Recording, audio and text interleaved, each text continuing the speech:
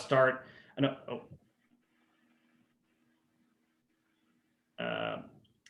Thanks for joining. We appreciate your participation and attendance in this event. My name is Paul Sherman. I am the Director of Programs for SID-Washington. So thank you again I want to first thank our speakers today, Patricia, Marie-Ange, and Kent, for their support in speaking with us today about this important topic. I just want to plug a few things from SID's end before we get into the meat of the conversation, and I hand it over to Patricia and Kent and Marie-Ange. But most of you probably are aware of who we are, but in case you aren't, we are SID-Washington is an events and membership-based organization. Its purpose is really to serve as a neutral convener in the international development space to provide, opportunities for networking and information sharing. So really, this is our bread and butter. Doing events like these, so that way you get a chance to hear from everyone and get to share your ideas, but also hear from those working in the field in international development. So this is one of the events we're hosting, but we have many more coming up. We still have about 4 more events coming up throughout the rest of the year, including I want to plug an event we're doing tomorrow, a happy hour we're doing, just a networking opportunity, just because it's kind of difficult right now to do that. So we want to give everyone a chance to be able to network with with your peers and your colleagues, and hopefully meet some new friends. So that's happening tomorrow from 5 to 7 p.m. Eastern time. So if you're interested, registration is still open for that. That will still be open until about 4 p.m. today Eastern. So feel free to sign up for that. As I said, we'll have 3 other events apart from the one tomorrow in December, and that will close out the year for SID-W. So you can expect to see more events going into January, which is weird to say that we're already talking about January 2021. But you can see there will be more information about our upcoming events, including our career fair, which is still on track to be in the beginning of next year, sometime in January or February. So stay tuned for that if that is of interest to you or know anyone who is interested in that. And with that, I will briefly just introduce our speakers before we get into the conversation, and I hand it off to Patricia. So we have our speakers today are Patricia DeVecchio, who is the CEO and founder of International Purpose LLC, Kent Ford, who is with Integra Government Services International LLC, and Marie-Ange Bingo. Sorry, I apologize. I botched that. She's the CEO and founder of Enterprises LLC. Again, I apologize. I will not get into the details of their bios because we have put that information on our website, which is, you can see in the message that we just posted in the chat. So feel free to check out our website for all information from the speakers and their backgrounds. And with that, I'll hand it off to our speakers to get us started today. Okay, thank you, Paul, very much for the introduction and the additional information on SID, a great organization. So welcome, everyone. Thank you for joining us today. We are going to challenge you. We are going to challenge you with a lot of questions. So do have paper and pencil in hand. So in 10 years, the landscape of international development truly promises to be very different than today. And to be even somewhat prepared, we need to now stretch ourselves beyond what we can imagine. So in this session, we're going to start from a place that you may not be familiar with in terms of SID events. Possibly during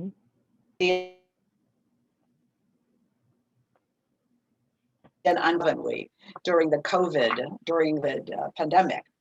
And we're doing pretty well with that uncomfortableness. We're already being prepared for the future.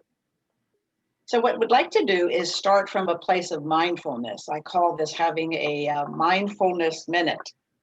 Most people these days in business know about mindfulness as a way to reduce stress, focus, and to be less judgmental.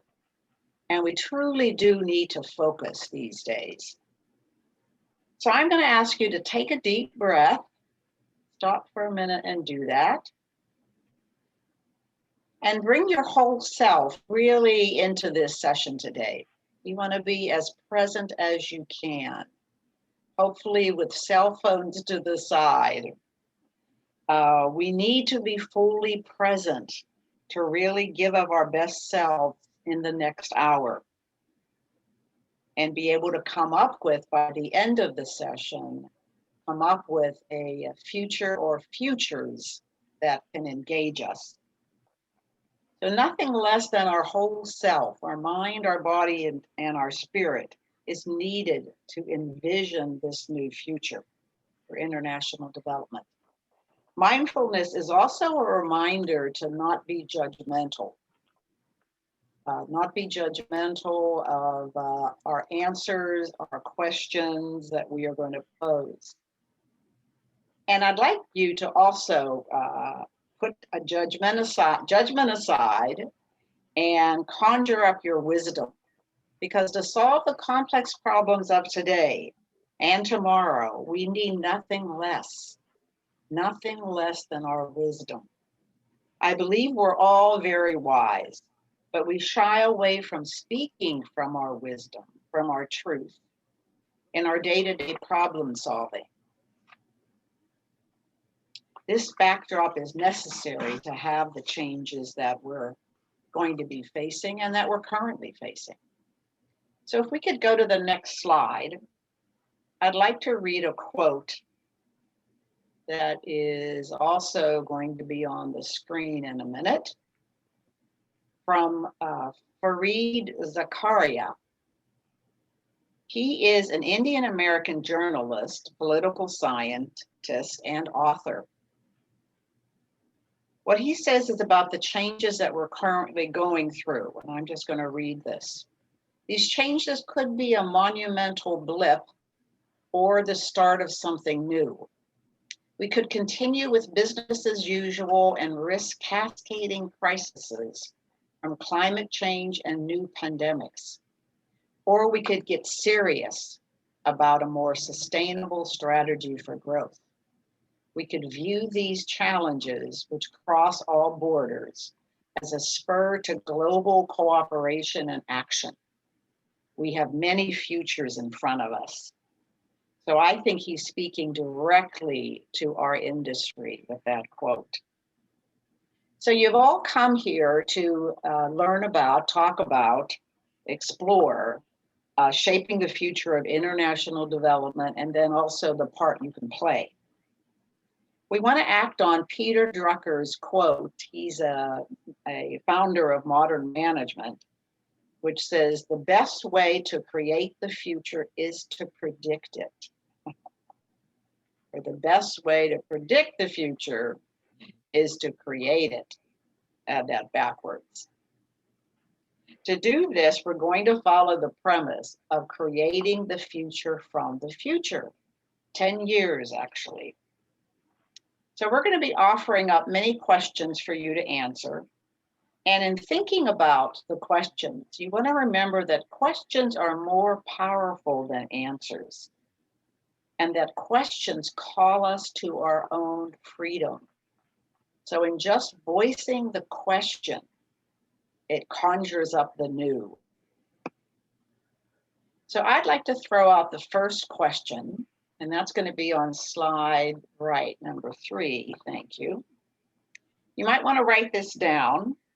It's also on the screen. It's question number 3. How do we transform and reform international development so that it nurtures everyone in the system, including us? I'm going to repeat that.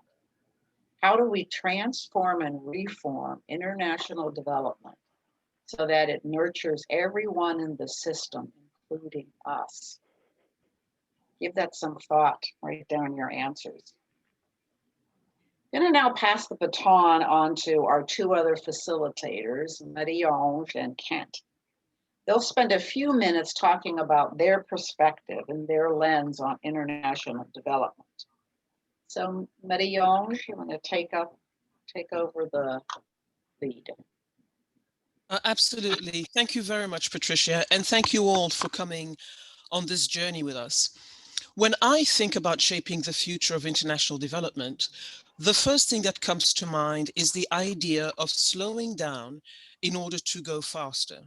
This is not a new idea. In Kiswahili, we use haraka haraka haina baraka, which roughly translates to haste, haste, has no blessing.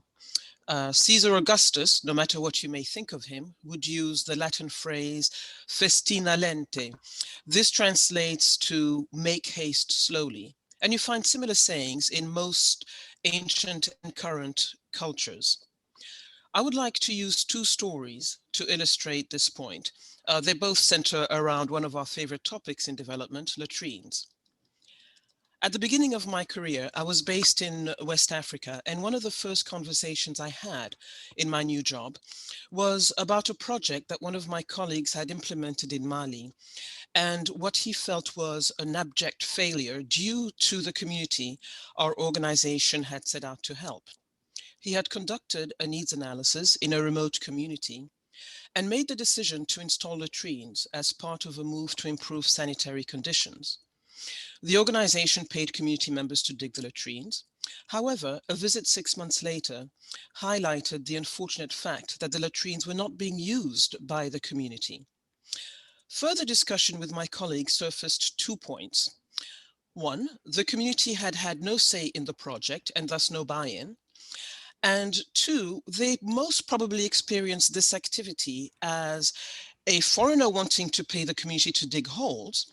While they saw no value in the holes, they saw granting the foreigner's wish as a win-win. He got the holes he wanted, and the community benefited from an injection in cash. Now, fast forward 20 years later, one of my mentees was hired by an international organization in his country. And he was sent to conduct a needs analysis and preliminary project design in a community where men had access to latrines, but the women did not. His organization wanted to install latrines for women and girls. When, after 5 days in the community, he presented the community leaders with the idea of installing latrines for women, the proposal was roundly rejected. So he decided to spend a few more days in the community to better understand the reasoning behind the rejection. And a week and a half later, in a conversation with a few older men who were teasing him about being a bachelor and having to do women's work around his house for himself, cooking, cleaning, he mentioned that he was looking forward to marriage and hoped that when his wife cooked for him, there would be no surprise ingredients in his stew. One of the men asked him what he meant by that, and he stated, well, you know, your wives and daughters do their business in the bush and use leaves to clean up. But and then come back to the house to continue with their chores. And I'm not sure that they've cleaned everything off, and some of their business may make it to other areas in the house, including the cooking pot. Silence ensued. And then the evening went on. 2 days after that conversation, he was approached by community leaders who wanted to know more about his organization, wanted to review the proposal, and wanted to know a little bit more about his idea and the reasoning behind them. And a few days later, he was given the green light by the community leaders. A year after the installation of the new latrines, everyone in the community had access to latrines, and the community spoke very highly of the project. This young man is the exception rather than the rule, even in 2020. We're still digging holes in many places. His success was due to the fact that he slowed down, got to know the community, found a meaningful way to get his ideas across and to get buy-in. Hence the idea of slowing down to move faster. I will pass the baton on to Kent. Thank you. Many thanks, Marie-Ange, and thanks for those stories. Anyway, it's also thanks to Sid and Paul for today's event, and also really good to see some current and previous colleagues on this event, watching and hoping you guys and folks will participate actively when we get to the discussion phase in a moment. So let me just start off by just saying, you know, there are times in life when experience is a good thing. For instance, I like to think that my 30 years in international development makes me more valuable to the work we all do. However, there are also times when my 30 years in this business could make me cynical, pessimistic at the failure of so many projects to achieve an iota of their original intent, skeptical that the talk of a new way, a new future, or more money will change all of this for the better. I suspect many of you may feel the same way, especially those of you who, like me, are part of the late 80s, early 90s class of newly minted international development professionals. But I also know there are many folks, even who've been around this business not as long as I have and younger than I am, who are also weary of all of these calls for a new future for development. All of this to say that we are at yet another inflection point. Some might even call it a precipice in human history. As actors in this drama, set amongst developing and emerging nations, those of us in this virtual room not only have a front row seat to history, but we also have a certain and profound responsibility to ethically and actively participate in this drama. This new future for international development has been discussed for as long as I have deciphering RFPs, writing proposals, and implementing projects. The interesting thing about this particular moment in time, if one could be so bold as to call it interesting, is that this new future we think about and talk about looks dramatically different than it did even 9 or 10 months ago.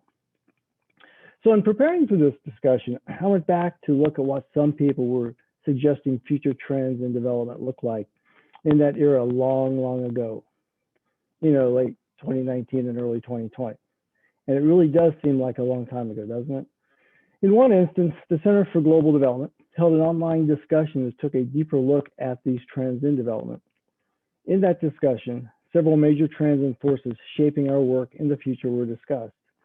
Now remember, this was only 10 months ago. These trends included migration and labor mobility, youth employment, climate change, gender equality and the social norms around gender, and the use of technology. And the only major trend missing from this list that I would add is private sector engagement. Now, there's a lot to unpack inside each one of these trends, but in general, I think most of us would agree that this was, and I emphasize was, a very good list that will list of trends that will shape our work in the coming decade. The list may remain essentially the same post-COVID. However, what goes into addressing each of these challenge areas will be quite different as a result of the pandemic. Raj Kumar, on the other hand, recently wrote that non-traditional models of philanthropy and aid are emerging from corporations in Silicon Valley and billionaire philanthropists, many of which are playing a disruptive force in development today, not only by investing huge sums of money into favored development projects, but also by compelling global aid to be data-driven and results-oriented. Perhaps for most of us here, this trend in the way development is funded might be the most impactful change, especially now that governments will be more tight-fisted than ever with their aid money in the immediate after effect of COVID-19. So fast forward to November 2020. Vaccines are on the horizon, and something akin to the end of the pandemic is at hand, whatever end of the pandemic means in this case.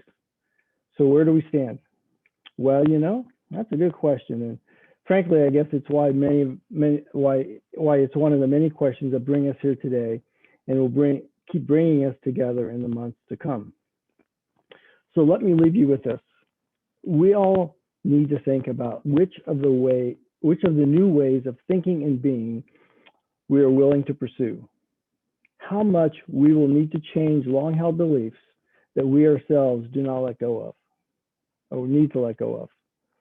What innovative actions and tools can we be part of creating that will lead us to this new future? And most importantly of all, what part do we see ourselves playing in designing and living in this new future?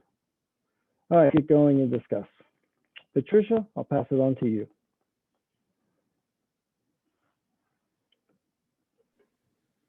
Thank you, Kent. Thank you, Marie-Ange. So Marie-Ange talked about the need to slow down to speed up. Very good point right now. And also I know Marie-Ange has been in the field for at least 20 years. So she comes from a long history, as does Kent.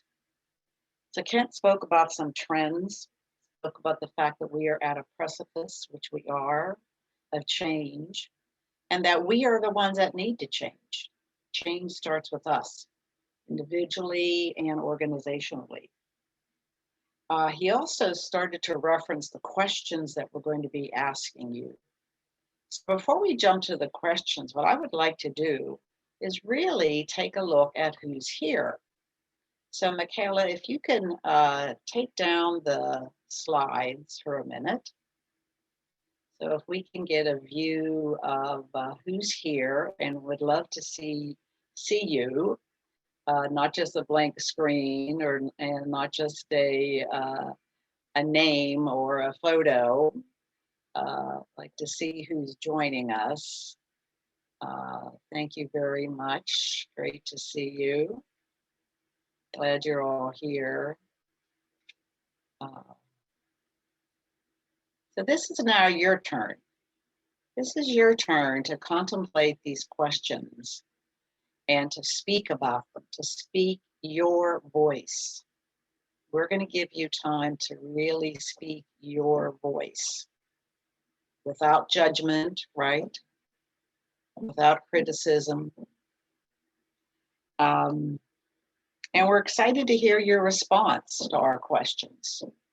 So when we call up the questions, if you can use either the raise hand function that's under, I think, participants, or if you can simply raise your hand and we'll call on you. We want to make it easy. So the very first question is one that Kent referred to, and I'm just going to say that question and have you give it some thought. So it is, what long-held belief or attitude will you need to let go of to enable this new future? What long-held belief or attitude will you need to let go of to enable this future? I know for myself, as Kent referred to, is that I can be sometimes cynical about our industry, a little disappointed sometimes that project's not working, that we leave a project but we haven't left it in a sustainable way. And that's a belief I need to change. That's not going to work for me as I work with all of you. So who would like to respond to that question? What belief or attitude that you've held for a while do you need to change? Martin? Yeah, my name is Martin. I have an accent. I will speak slowly and loudly, and you can clearly understand me. Right. Okay, let me introduce myself. I'm a lecturer at Kinshasa University, Economic Development, and so far I live in the United States. So what kind of attitude we're supposed to change? Let me give you the country where I'm from, Congo. Recently, because you are spending a lot of money in Congo for the development. Recently, the government invested more than $100 million for the development project, but nothing has been done. Money went to the pocket of some political leader. We have also an agricultural project that we call Bukangalozo, and the government spent more than $300 million. Nothing has been done, and money went in the pocket of some Congolese official. So will you still keep spending money in Africa? Why in our own level, we do have a lot of money, but we don't know how to manage this money. So I think in the future for the international development, instead of spending a lot of money, think first about the government or the country, they are managing the money that they already have. Do they spend this money in the good way, or the corruption is high? So in the future, we have a first to target the corruption. If the country is corrupted country, there is no need to invest more in international development. Try first to solve the corruption problem, and the rest will come after. I hope that you clearly understand what I say with my accent, but if you didn't catch me very well, let me know, then I will explain more again. Thank you so much, Martin. Okay. And it was quite clear. And for me, what I heard was that we need to target the corruption first. That's right. Imagine you spend $3 million for a development project in Congo. Why we are able to mobilize by ourselves more than $200 million, and the money go in the pocket of some people, and nothing is done. So what is the need to keep sending money, investing, if we are not able to manage our own money very well in the beginning? Right. So Kent or Marion, do you want to respond to that? And Marion, you're muted. Oh, absolutely. Thank you very much, Martin, for your thoughts. It's very, it actually touches on one of my responses to the long-held beliefs that that I have. And, you know, the idea that one must act all around the world. And I think what Martin actually says does fit in with part of my story. You know, let's slow down and take a look. And also let's be more careful as to who we choose to partner. Thank you. Mm-hmm. Thanks, Marion. Kent? I think we have someone else, Yael. Someone else is wanting to talk. Oh, okay. Yeah. Hi, sorry, I'll go ahead. I'm Yael, I'm based in DC, and I work for an organization called Olam, which is a global network of Jewish international development organizations that work all over the world. And one of the kind of long-held attitudes that I feel like are kind of core to a lot of the work we do is that just because I have a master's degree in international development and have traveled to some countries and have some experience makes me more qualified or have the right to go to communities around the world and do something better than someone local might do. So I think that's a really hard thing to change, because the whole career trajectory is about believing that I have the qualifications and the rights, and that this is what I should do. That's a very good point. Very, very good point. Hi. Hi, Eric. Hi, my name is Eric Trachtenberg. I'm a practice lead and senior director for land and agricultural economy at MCC in Washington.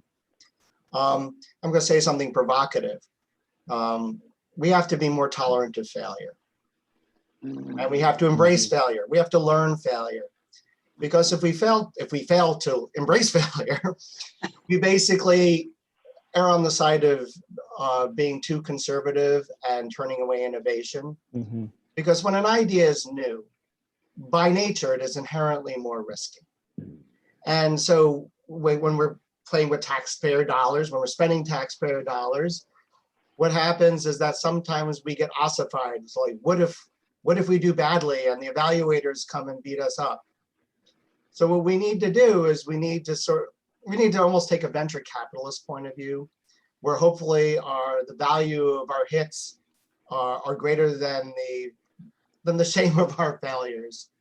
So I would say that's one thing we need to do is we need to learn from the private sector and in terms of being innovative, learning from failure, and trying to have the maximum impact possible.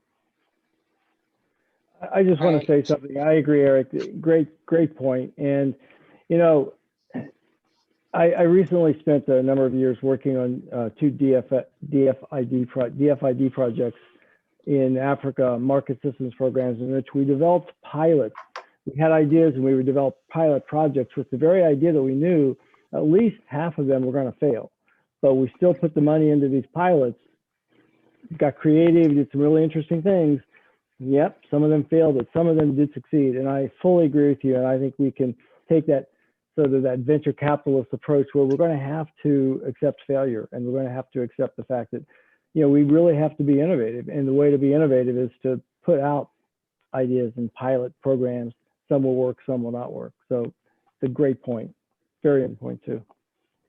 Yeah. And as a practice group, we have embraced this. I mean, we're looking at putting together pilots for innovation, for instance, in cold chain in Lesotho, to support irrigation project, and in Tunisia. So, you know, we are trying to think outside the box so we can move beyond the normal constraints.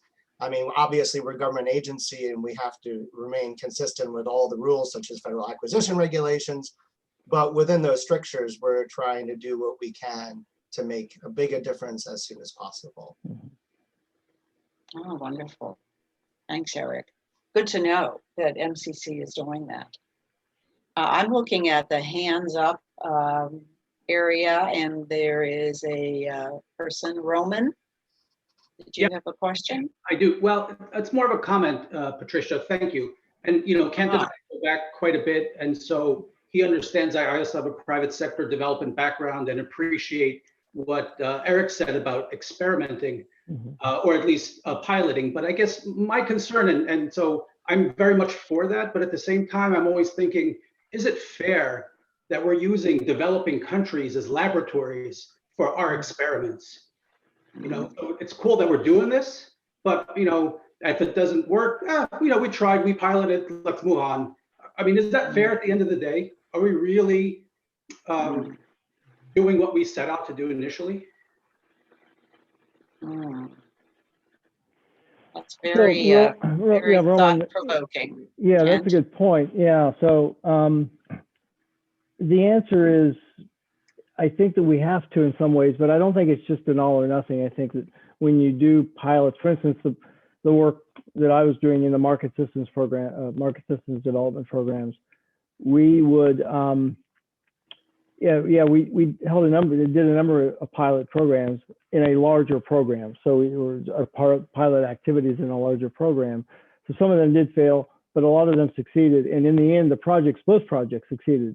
And we're, you know, DFID kept putting money into them and actually expanding the scope of those projects because of what we were doing. So I don't think you just, you know, one large program and one large experiment. Yeah, maybe that's maybe, I don't know if you do that, but again, it's about going outside the box, thinking outside of where we've been all these many a decade and what we can do differently than we've done before. So, but I do appreciate your point very much.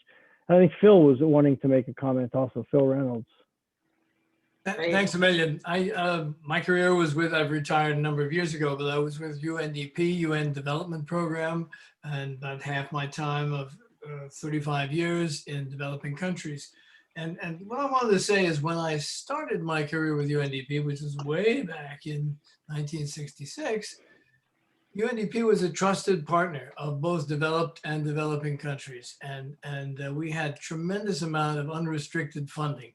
And that enabled a fantastic amount of creativity. We went to Asia. We had the ability to breed and improve tilapia, which was, you know, developed twice as fast, was twice as disease resistant, and became the choice breed of fish in many Asian countries. So that we couldn't do today because now donors are against unrestricted funding. I think it affects bilaterals also.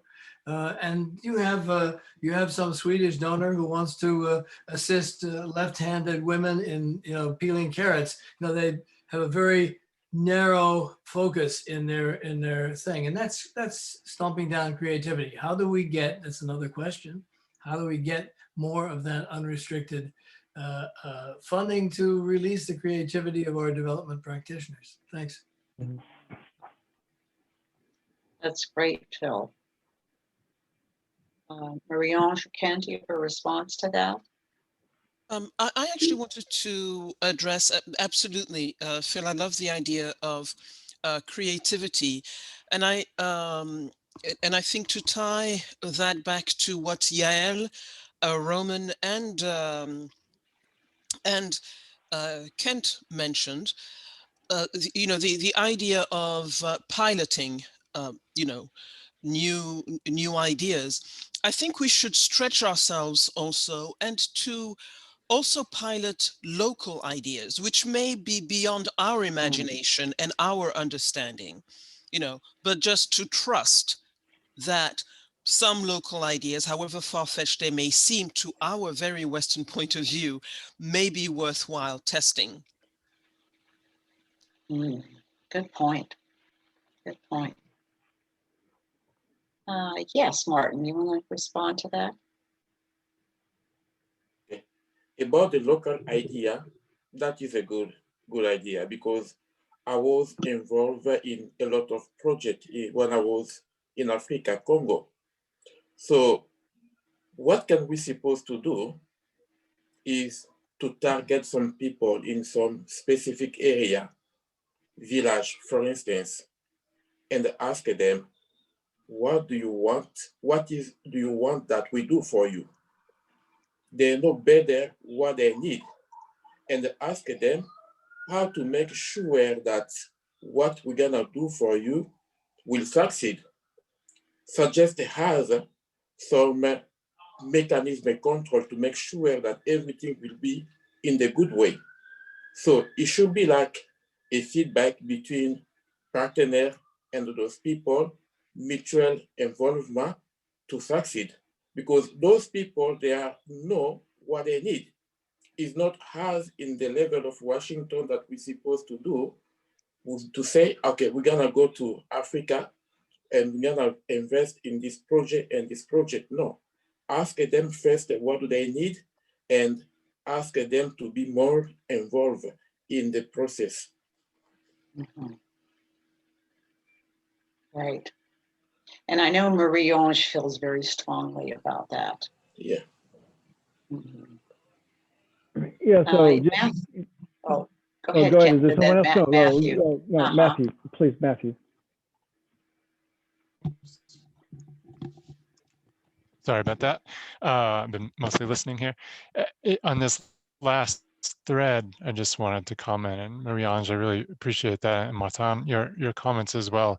I've watched, as a political economist, but in the evaluation space, so working on these experiments, in fact, with a little bit of dismay over the mismatch between the rhetoric of local ownership, participatory development, et cetera, and the practice. I feel on the one hand, it's quite positive that there has been this evolution in the narrative, and certainly an effort, but nevertheless, I feel like I conclude a lot of my evaluations by pointing out a mismatch between the intent, the sort of technical nature of a program, and the input, the feedback, and the participation of local communities who really have a unique perspective, or frequently have voiced, their input, but nevertheless, it really wasn't incorporated into the programming itself. And so I look at development through this prism of it being a political exercise. And by politics, I don't just mean, of course, ministerial level stuff. I mean, the norms, the customs, the traditions, the stakeholders who have a real, a presence, an authority that, again, from a Western perspective, we might almost shove to the side because it's not an elected official or something of this nature, or a diplomat, but have real significance on the ground. And yet I feel we just continue to fall short. I don't want to say fail, but fall short in really honoring that, because I think it just so routinely demonstrates empirically, the influence on outcomes and therefore, have to back up and acknowledge that from the get-go.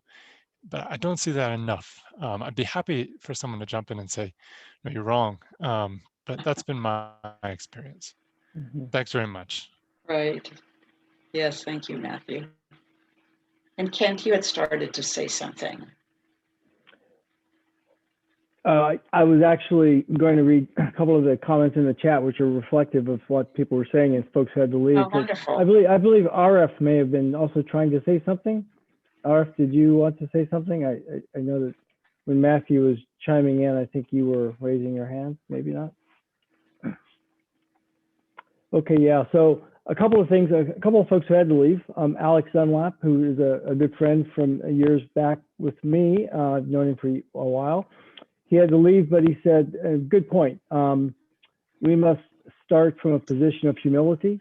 I find that sometimes, and I think that goes with what others have said also, that we perhaps aren't as humble as we need to be because of where we were born, where we're from, what our degrees are.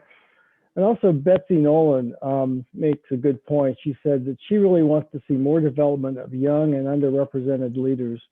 We have a ton of diverse people working in varying levels of the development sphere, but there's still more that could be done in the leadership of organizations and agencies, which starts to look more and more similar. So good points, both, I think. Anyone wishing to comment on those or add more to this discussion? I just wanted to say something real quick. Thanks, Kent, for reading those comments. Is that, we have a tendency to go into a situation with the mind of an expert. And I believe we need to go into every situation with the mind of a student. That I am here to learn, and that I could be a student and a teacher, but so are you, so are you, the people that I'm working with. You are a teacher and a student.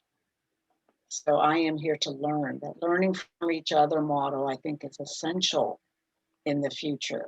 And it seems to be running a thread for sure through this conversation. Mm-hmm.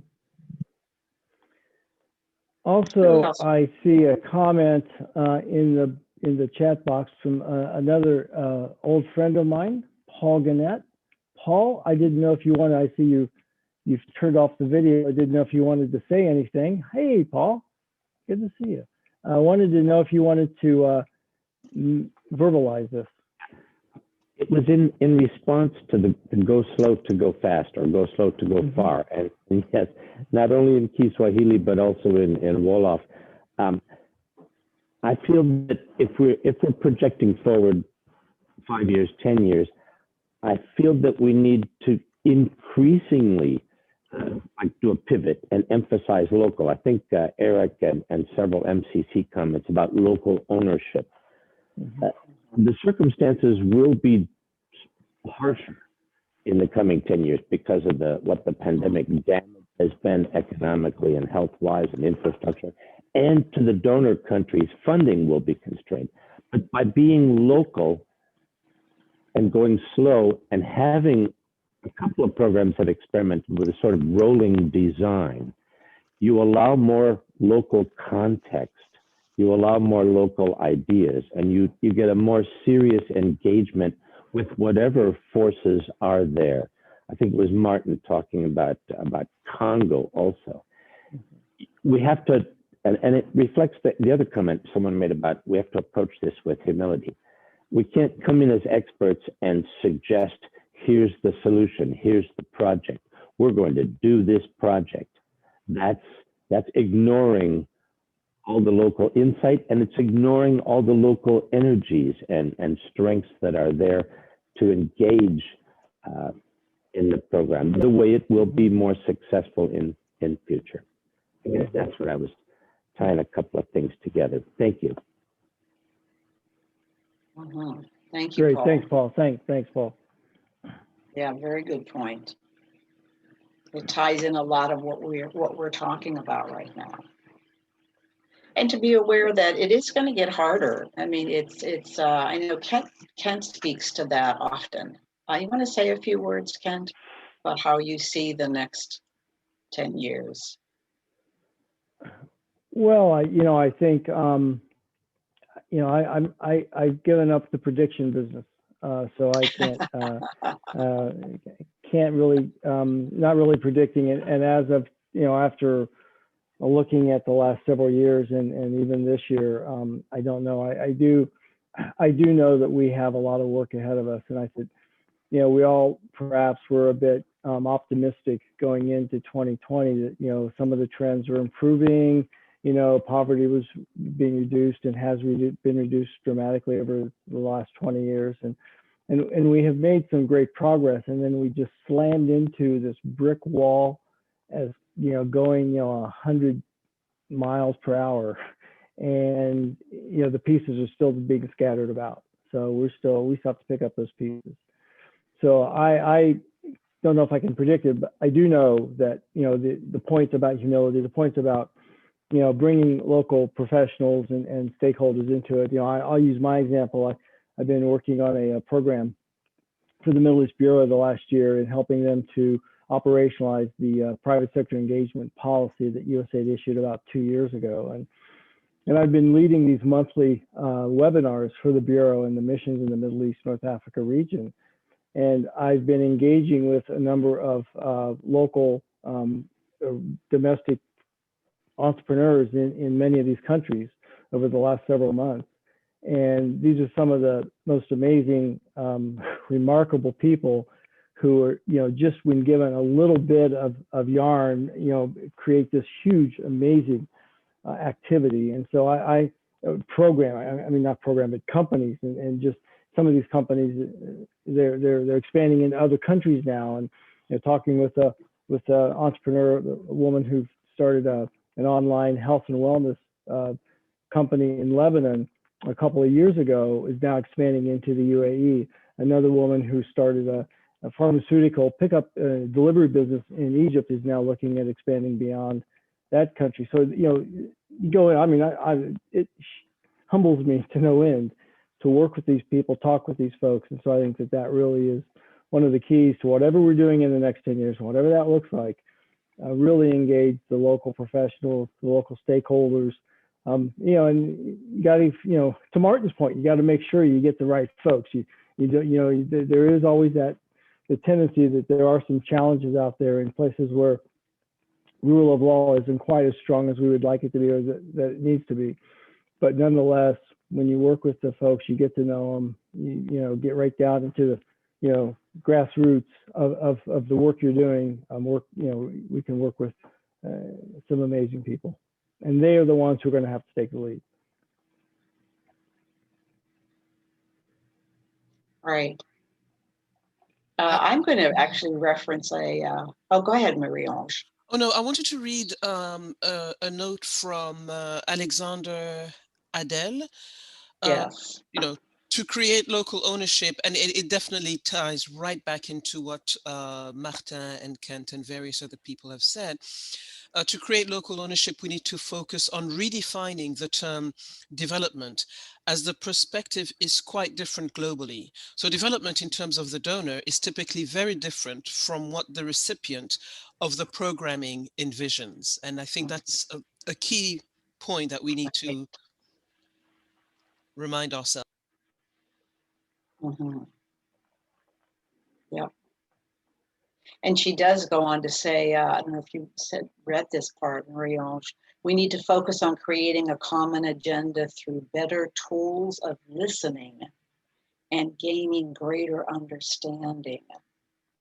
And I know Marie-Ange, you definitely talk about that skill of listening and how we need to listen at a deeper level, not just listen behind the words. And how do we listen behind the words?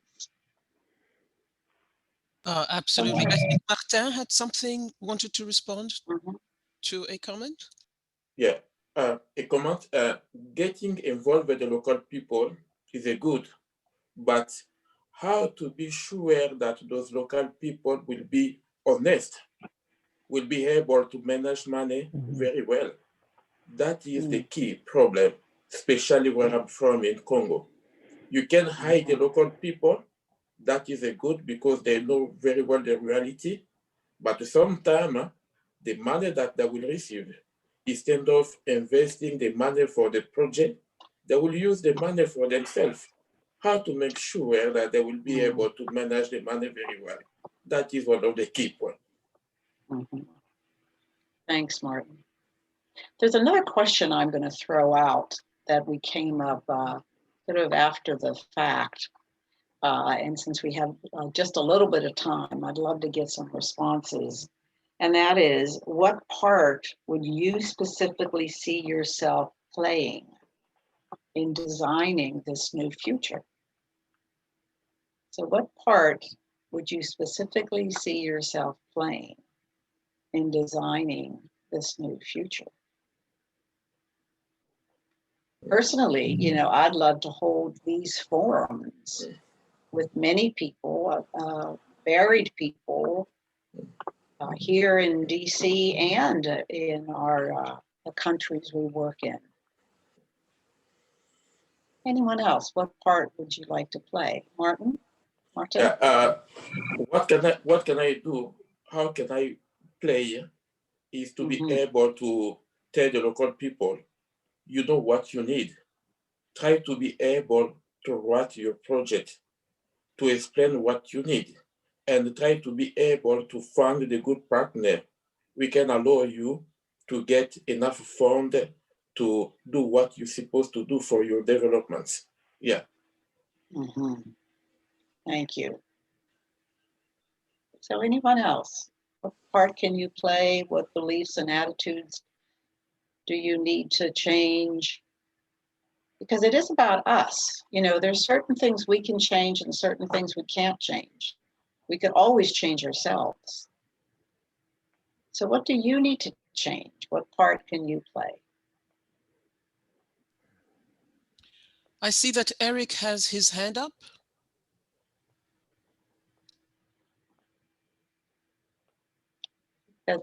Sorry, that was old. That was old. I should have taken it down. But maybe we could call on you, Eric, since your hand was up. What part can you play? Well, I think what we're trying to do at MCC is we're trying to reimagine our work. You know, I'm focused both on agriculture and on land tenure. And so we're going back to our basics. We've been working very closely with IFPRI, and we're looking at blended finance, and we're looking at interventions up and down along the value chain. We're really trying to focus on nutrition as a binding constraint to growth. So I think as a development agency, we're trying to go back to the fundamentals and really focus on what a country needs. And one of the really important values of MCC is this principle of country ownership, where we don't just fly in and tell people how smart we are, but we go and we try to learn, because we're always students. So whenever I'm on a mission, the first thing I want to do is say, what can I learn from what I'm observing on the ground? How can we work collaboratively with the host government and the stakeholders, from the ministries to the field? And then how can we co-create projects that really make a difference?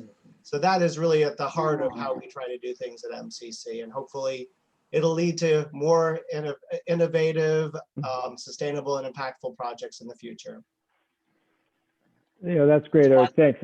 I agree with all of that. And I'm going to add one more piece of that is in the chat box, Tim Schur, who I work with at Integra. Tim, hello. Tim says we need to take on more risk as non-traditional actors, for instance, local organizations in the private sector, to become more actively intertwined with development objectives. The potential returns outweigh the risks. At the same time, we need to improve our understanding of risk monitoring and management, for example, dealing with corruption or ineffective interventions. And that goes to what Martin said about how you deal with and how you look for, people who, how do you identify people? When we're working within these countries and working with stakeholders, how do we identify the right stakeholders? And part of it is really developing an understanding of risk and to monitor risk and to understand the risk that we're getting ourselves into. Right. The last call for anyone that wants to talk about their part, talk about the changes they need to make, their organization needs to make. I love hearing what Eric has to say about what MCC is doing. Eric, you might want to do a SID event in the new year about the changes at MCC. And Well, we would be happy to do that. Because we have a great team and we've had a lot of support, and look forward to working with everyone in the future. And again, I'll be there as a student too. yes, yeah, exactly. Good for you. Yeah. So I think we're gonna, Martin. Yeah, it also about myself as a university teacher, as a teacher. What can I do is to be able first in my level to learn how to present, how to teach people to be able to present some very well project. To teach them, you may have an idea, but being able to present an idea in order to get some fund for starting the activity is another things. So I should learn more about the project and try in my level to identify some community and to teach them how to be able to identify their need and to present their need under the form of project to some good partner. Great. So I think we want to summarize. Kent, Marie-Ange, what would you like to say as we close up this discussion? Sure. I'll start. Well, I hope these discussions can continue in the weeks and months to come, not only as intellectual exercises, but also as calls to the collective action to find that new way and create that new future. You know, those of us who are invested in this work, this way of life, this way of being, have every incentive to keep thinking and talking and tackling these issues.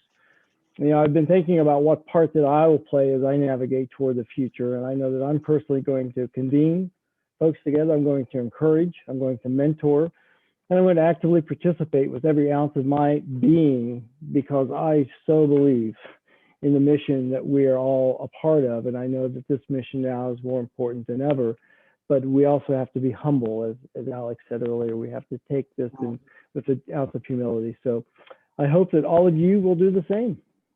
Marie-Ange? Thanks, Kent.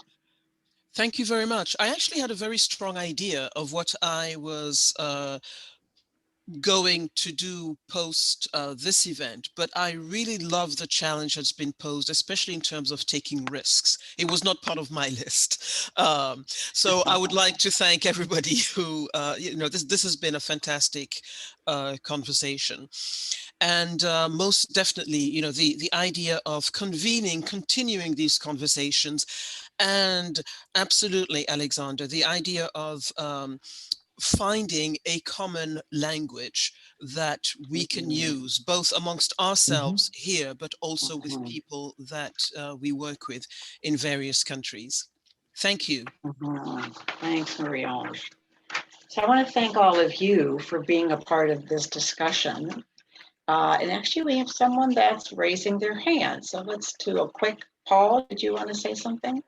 No, sorry, actually, that was a clap, actually. I'm applauding. Oh, a clap. We'll take that. Thank you. Thank you very much. I think Phil wanted to say something. Phil? Paul Sherman, I think, is.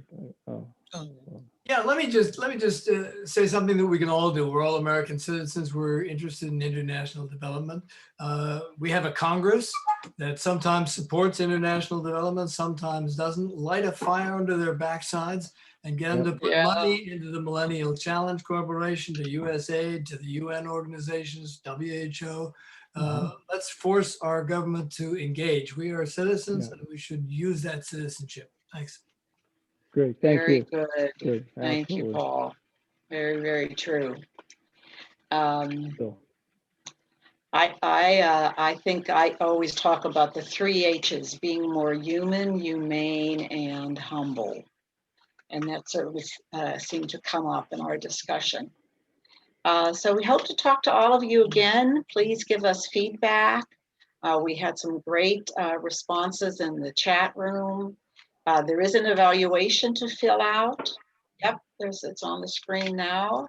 Check the chat box for the list. And I hope you will go away having been challenged, having your thinking challenged, and acting different in your own work and in your organizations. So thank you again. Thanks, everyone. It's been a pleasure. Thank you.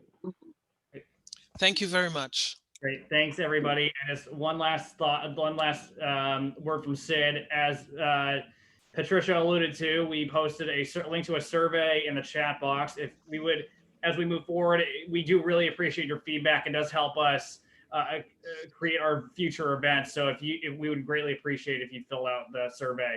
So thanks again, and we look forward to seeing you at the next event. Hopefully to see some of you tomorrow. Thank you.